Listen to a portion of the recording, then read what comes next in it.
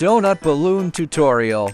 Tie 20 sets of 20 centimeters and 12 centimeters balloons together in pairs. The balloon rubber is attached to a cluster of balloons.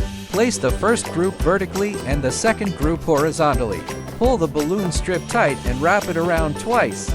All large balloons are arranged in the same direction, vertically and horizontally. Attach the remaining balloons by repeating the process sequentially.